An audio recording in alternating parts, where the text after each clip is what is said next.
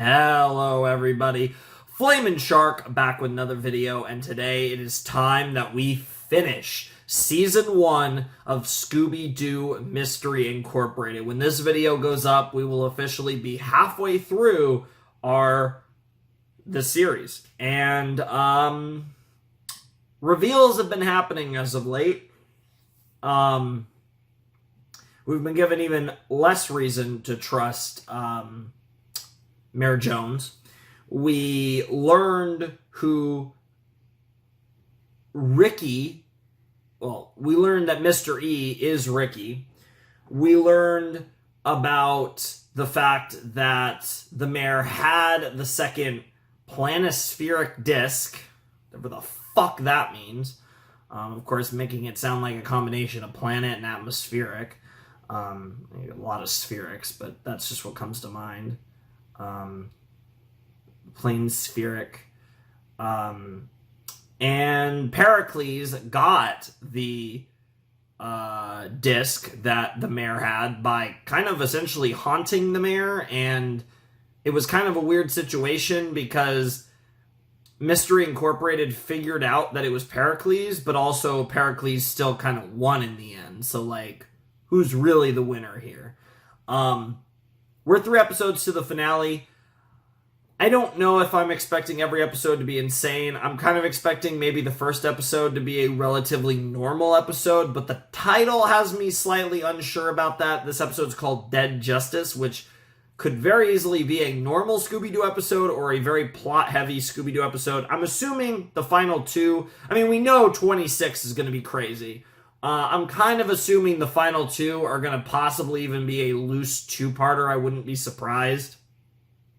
And I'm very curious where things are going to go, because we've introduced multiple members of the original Mystery Incorporated at this point. We've introduced both the Velma analog and the Shaggy analog in Cassidy, Angel Dynamite, and Ricky, Mr. E. So I'm very curious what's next. Do we potentially get a reveal of another member? It's kind of interesting. I guess there's also Pericles and Scooby-Doo, but it's interesting because the only ones left are the Fred and Daphne analogs, which would be Brad and Judy. And I'm very curious because it would be funny if none of them actually really disappeared, but it also would be interesting if, because obviously in the whole analogs was the whole Brad and Judy ship was clearly a thing based on like the key and everything. So I would be interesting if maybe whatever thing that made everything so rough had to do with that. But then, of course, there was kind of the implication that the mayor is kind of keeping the rest of them away. So I don't know what any of that fucking means. And maybe that'll get revealed here. Maybe this is stuff to be revealed in Season 2. I really don't have much expectations as to what will and will not be revealed in this season finale. I'm kind of a little surprised that we've already revealed, like, Mr. E's identity. I expected that kind of in this video, maybe even in Season 2. Kind of was leaning towards the Season 1 finale there. I thought Cassidy, the whole Angel Dynamite thing, like, that was fair. I think the stuff with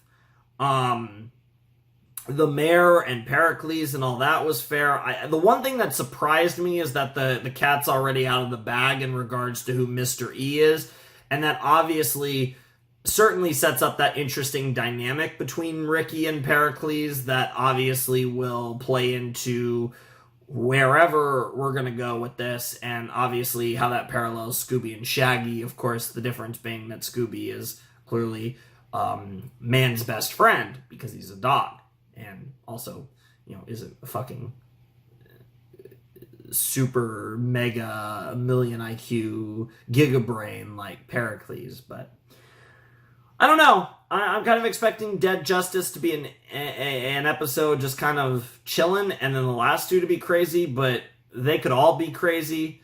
Or maybe even just the last one will be crazy. I don't know. This is like a weird set. I don't know if my expectations should be really high or like only for the last episode. I don't really know. But, like, that's the thing. Sometimes the just one-off episodes are just really good, and sometimes they're not as good. So it depends on the set.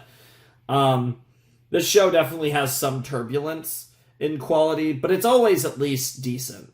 Anyways, let's jump into episode 24 of Scooby-Doo Mystery Incorporated in 3, 2, 1, and play.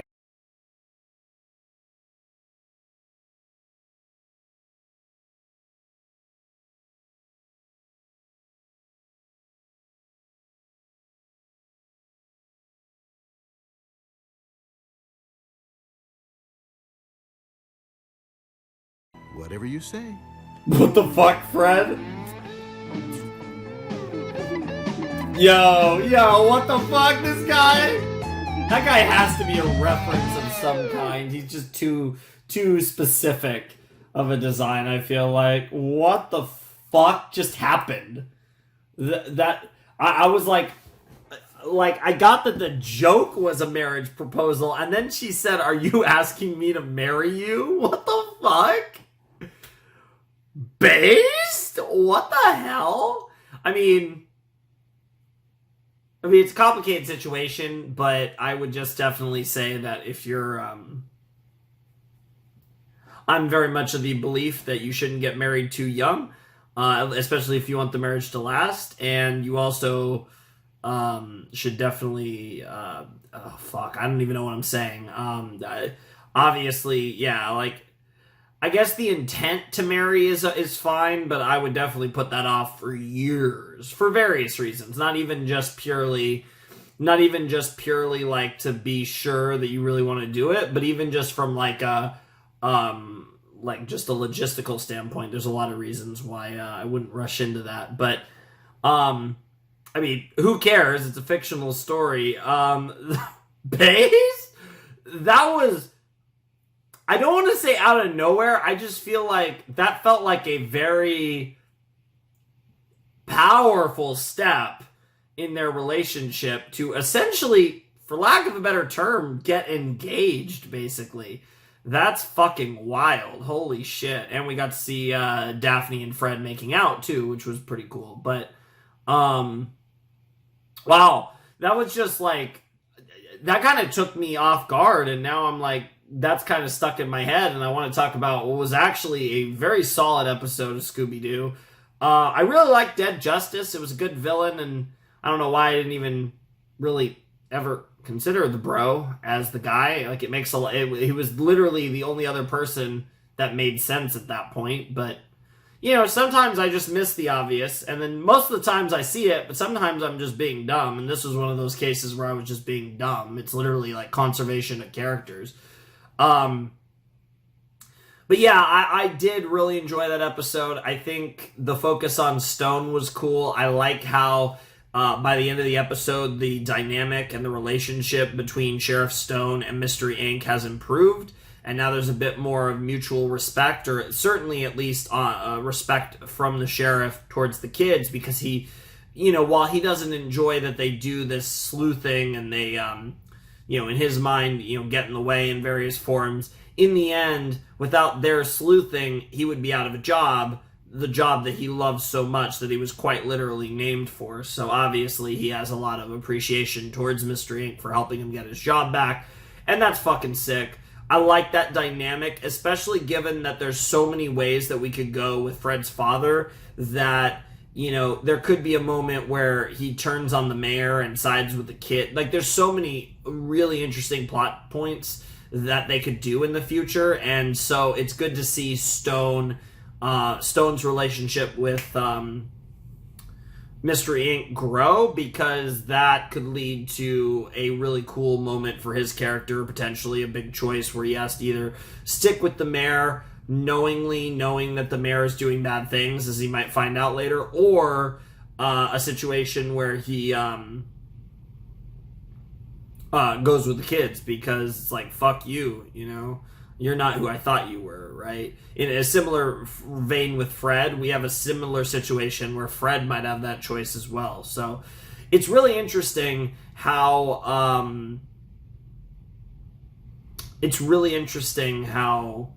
things are developing with this show, and there's a lot of I'm certainly noticing all the underlying like character interactions and possible plot points that could be really fucking cool that they have been setting up, regardless of specifically what they do with them. There's a lot that they've been setting up over the course of this first season of Mystery Incorporated, and I can't wait for most of these things to pay off in the second season, even though I'm very curious what these last 2 episodes of season 1 will have in store.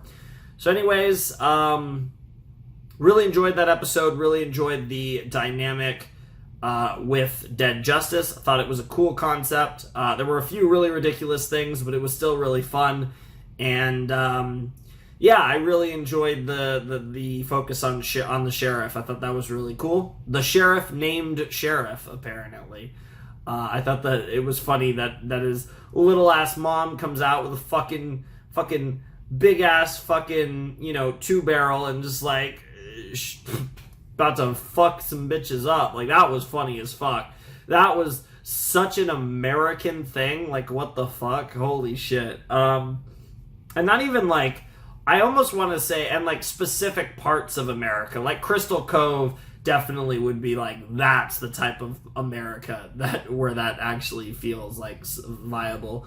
But yeah, that was fucking ridiculous, and really the whole thing was hilarious. But anyways, we still have 2 more episodes of Mystery Incorporated. The penultimate episode of season 1, Pawn of Shadows, is next, and that title just screams plot. So I'm expecting some wild shit to pop up in an episode called Pawn of Shadows, especially with its placement as the penultimate episode of season 1.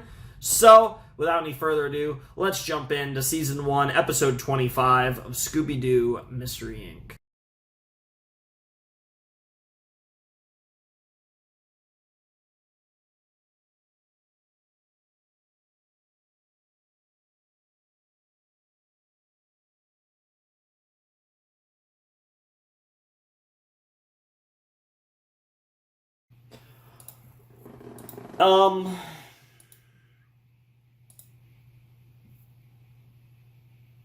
Again, conservation of characters, my best guess.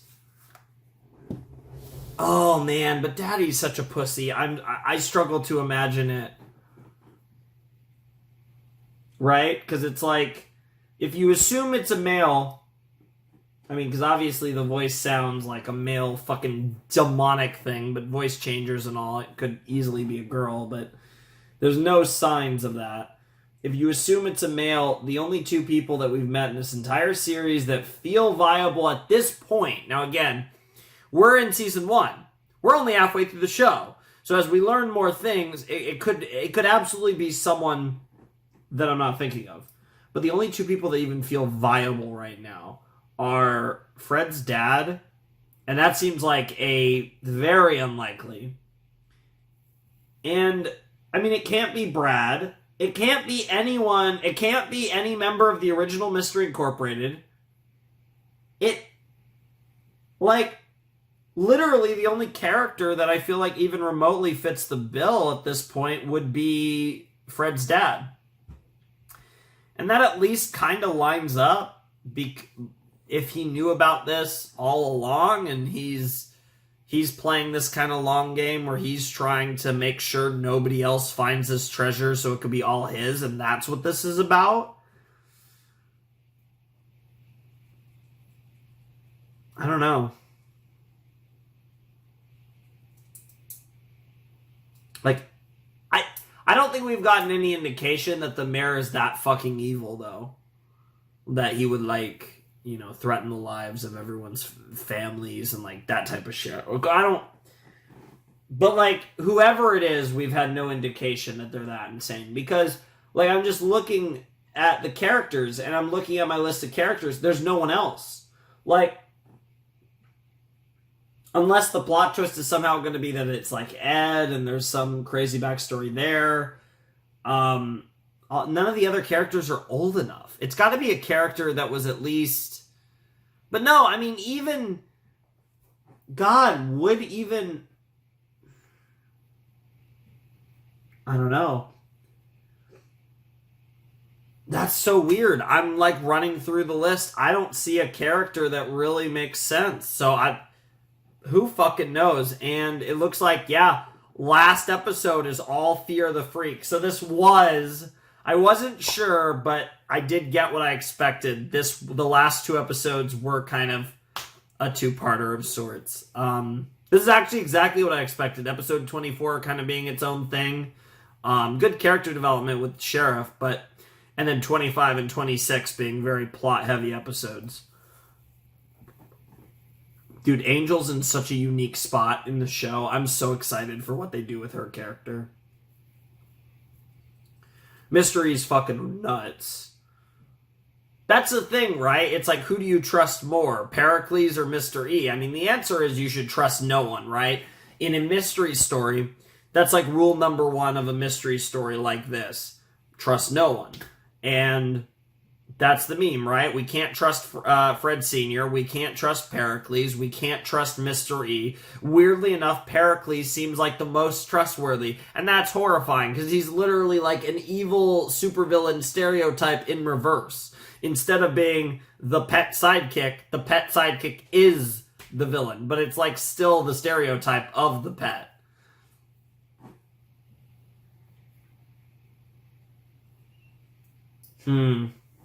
Very interesting. Very interesting. That was a great episode, I should note. I mean, I think Angel's role in this episode was great. The secret finally coming out that Velma had been aware of for quite a while. The secret that Angel has been hiding from the rest of them, that she's Cassidy Williams. Mr. E just outright just tried, unless this is like, yeah, so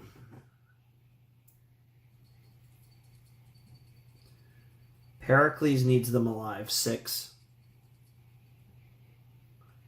Because they're the 5 and he's the 6.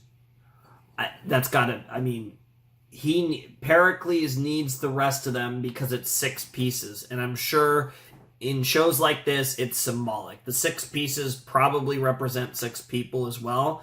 And perhaps to solve this, he feels he needs them, but I don't know if he feels like a pretty arrogant character. I don't know if he truly believes that, but if it is a 6, from 6 to 1, the spell is spun, right? So does he literally need the 5 members of Mystery Inc. alongside himself? Is he the 6th in this new Mystery Inc.? It just feels...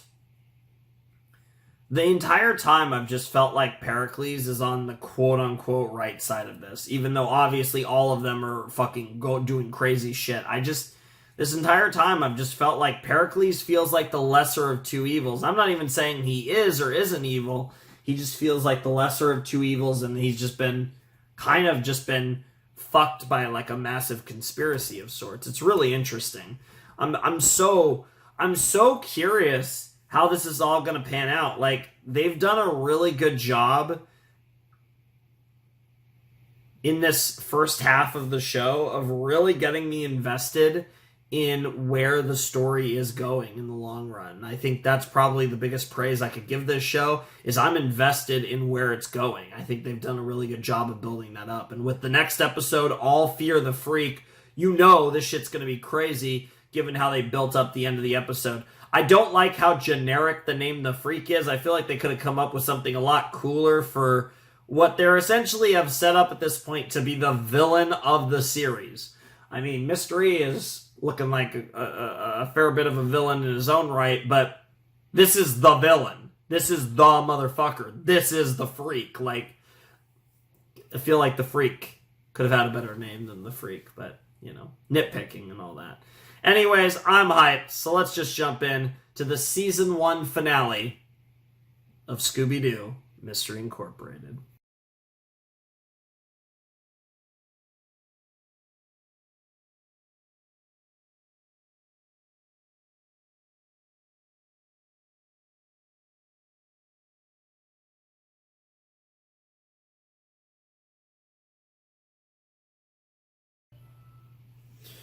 Had to play the outro there. This was the season finale, so had to give the shout-outs to all the wonderful people who worked on this show. Alrighty, that was the final episode of Scooby-Doo Mystery Incorporated Season 1. We are officially halfway through. 26 episodes down, 26 episodes to go. And this felt right. Admittedly, it feels like we're a little more endgamey than I would have thought. The only part of this that doesn't feel endgamey is that we actually only know where 2 of the planispheric disc pieces are. So we actually haven't even found half of them yet, right? So that's the only part of it that's kind of soft. But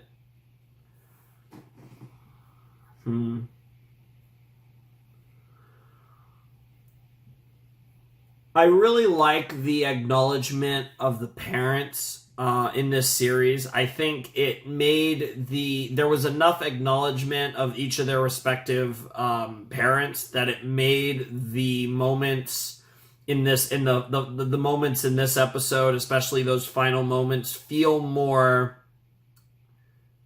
vindicating, I suppose, because they weren't just nothing characters that popped up as plot devices. They were built into the story enough to where it didn't feel like they were just introducing their parents when it was convenient, because they introduced them very early on and established their parents. So I think that's something that probably wouldn't necessarily be brought up or even picked up by most people, but I think that's something that is very good writing. And I think in the context of Scooby-Doo, right, the parents aren't usually like a thing, really. And in this, they were very much established. Obviously, Fred's dad being the most important of the parents. Fred's dad, as we found out, not actually his dad. But, Jesus Christ. He's fucking nuts. I highly doubt we've seen the last of Fred Jones Sr., and I am very curious in what manner he's going to play into the story and what form of redemption he might have in his relationship with Fred, because for better or worse, Fred is kind of his father. As fucked up as that shit is. But Brad and Judy are going to show up eventually. I imagine at some point Fred's going to bring his biological parents back into the story and be the conquering hero. But what threw me off was I thought, Fred's going to be gone from the group. That's going to be a thing for a certain point in season 2. What ended up happening is all of them are separated. And this leaves a lot of questions about season 2 of Mystery Incorporated. Are we going to do like a situation where all of the main characters are separated and this lasts for more than an episode or 2? Like, is there a chance that we spend, let's say hypothetically, the first half of season 2, so basically the third quarter of the series, separated, and over the course of their separation, they find their way back to Crystal Cove and potentially learn more about the mystery in the process, which leads them together. And when they pool all their knowledge, they're able to solve the mystery, or at least get, closer to that ending.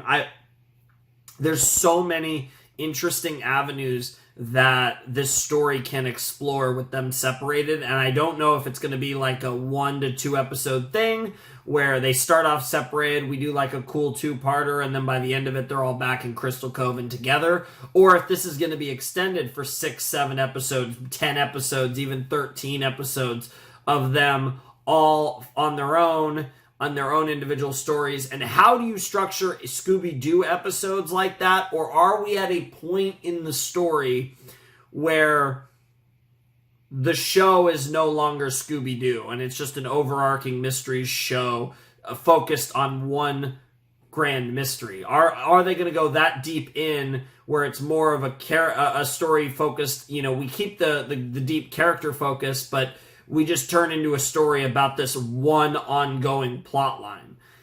Are we going to go that deep in the tank for this storyline that the second season is almost entirely focused on the overarching story, and there isn't going to be like your episodic mysteries? It's just all about where we're going. It's all about this treasure and the planispheric discs and all that stuff, about Mystery Inc. getting together, about Fred finding Brad and Judy, all these things, right? Now that's kind of what I want. I kind of want the show to just full commit and just go head deep into just going all the way with the overarching story. Shit got so real here that it felt like this show just left the realm of Scooby-Doo in this episode. It really feels like it, despite the fact that we always had an overarching mystery, it still felt like Scooby-Doo until this episode. This was the first episode where it was like, this doesn't really feel like Scooby-Doo anymore. And I mean that in the best way possible. It feels like the show has kind of outgrown that, even though it's using the characters of Scooby-Doo. It feels like, I guess the best way I'd put it is, in a lot of ways it feels like, and I guess you could almost say that every creation is this, either good or bad, but it feels like I'm reading Scooby-Doo fan fiction or something, right? Where it's like, this type of overarching mystery just, it's taken on a life of its own, and it's become something more than it felt like. Again, like, the last two episodes were kind of what I was expecting, but there was just something about the vibes of this last episode that, like, it just went harder in every way, right? Like, last two, really. Like, Ed possibly died. Fred's dad turned out to be so much worse than I was expecting. Jesus Christ. Fucking hell. Everyone's just wild, and now we have the separation storyline that, unless they resolve it very quickly, which is very possible, but I think it would be a mistake to resolve it in just 2 episodes or 1 episode. I'm not saying you have to extend it out 13 episodes, but I'd love to see it extended out maybe 7 episodes, for example. I definitely think they should give this some time to breathe, and I really think the thing is outside of them having to find quite a few more planispheric disc pieces, it feels like the story is actually a lot further along than you think for being only halfway through the series. So I think that time spent apart should be focused on, I hope it isn't kind of fillered with a lot of episodic stories. I'm not saying I wouldn't mind some, but I definitely think we've kind of crossed the point of no return, and I feel like the show needs to be very focused, laser focused on its story. But I'm really impressed. That was a great season finale. It really set the tone for the second half, and I really think season 2 has the potential to be a really top-tier season of an animated show, certainly a Western animated show. I fully expect season 2 to top season 1. I'd be stunned if season 1 is the better season. I really think with all the build-up they've given. The only thing I will say, they've already paid off. They've already revealed more than I thought they would by this point. I definitely think we're a little further in than I thought we would be. And in that case, like, that kind of further justifies what I'm saying. They're kind of a lot deeper in with Fred's dad arrested, with, E being revealed, which I kind of thought would happen here around the end of the season. Happened a bit earlier in that. Like, I feel like we're so deep into this, and while there is still a lot of mystery to uncover, I definitely feel like 26 episodes at the pace this show has gone, and with just the scenario that's in place, feels like a lot, but that could be a really good thing if they really, one, turn up the focus on the story while simultaneously giving the story time to breathe. I think this is a chance to slow down the story pacing, but committing to the story in its entirety. Whereas the quote-unquote slow pacing of the story up to this point had purely been on the fact that a lot of episodes just didn't have any real addition to the grand story outside of character development. But I think the characters have been worked really well. I really like the way this like breakup of Mystery Incorporated was handled, and I really think they've set this show up in a prime position for season 2 of Mystery Incorporated to be must-watch TV that I, of course, will have the pleasure of watching with you guys very soon, as next rotation, of course, we will start season 2 of Scooby-Doo Mystery Incorporated, which I am very excited for. This show is a show I've really enjoyed. I kind of go back and forth with it a little bit, but I have really enjoyed it, and I'm fucking excited for season 2. I'm really excited for season 2, and if they really lean into stuff as much as I want to, or close to as much as I want to, I really think they have the potential to tell one of the best seasons of animated television that's ever come out of the West. I really think the pieces are there for season 2 of Mystery Incorporated to be fucking amazing. I thought the season was really good. I think I had some hope, some expectations. This is a show that I've gotten requests for pretty much as long as I've been doing reactions. Not like a ton, but every once in a while it would pop up. Like it was popping up in the really early days of my original channel, and it would just occasionally pop up. It was never like the dominant thing that would get tons of requests, but it would occasionally pop up over the years. And I'm really glad that after all this time, for those people who have wanted me to watch this for so long, that I'm here with you guys. We finished season 1, we're about to do season 2, and everything is looking great. This has been a very fun series that I'm really enjoying. So anyways, that's pretty much it. I think that's going to do it for my reactions to season 1 of Scooby-Doo Mystery Incorporated, and I'm really excited for season 2, like I've said a million times already. This was awesome. There's just, I love how, I will say real quick, I love how there's like factions in this series. Like you have our group, Mystery Incorporated.